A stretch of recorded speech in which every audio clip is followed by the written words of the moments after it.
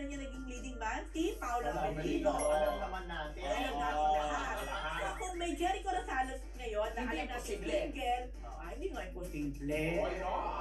Love lang. Okay lang yun kasi single naman si Janine, single naman si Jericho. Mag-observe lang, taga-score na lang si Jody Santa Maria. Sila.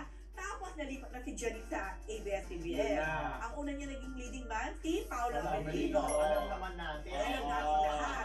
So kung may Jericho Rosales ngayon, na alam natin single, hindi nga imposible. Love lang. Okay lang yun kasi single naman si Janine, single naman si Jericho. Mag-observe lang, taga-score na lang si Jody Santa Maria. Sila.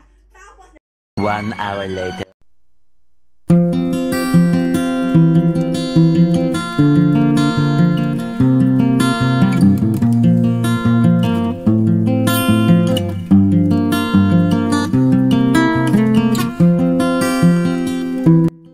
Later. Kinakabahan na ako sa question. So, yung sa inyo ba ni Kim, totohanan na?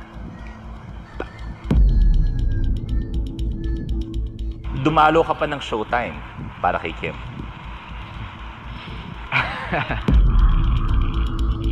So, totoo na nag-workout kayo ni Kuya Kim at Yansa?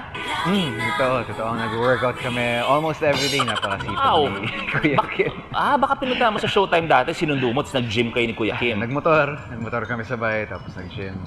Sino ba akala nyo? Kuya Kim at Yansa, pinag-uusapan na, kayo talaga ha? Pao. At hindi nawawala, lalong-lalo sa... Sabi mo na si Paolo ang nagdala ng eksena. Siya na yun. Tapos na ako. Hanggang cabinet lang ako. Tapos okay. Yung mga iba nun, siya na. Paano ka niya inala? Ito bang yung sinas... Iba nun, siya na. Paano ka niya inala? Ito bang yung sinas...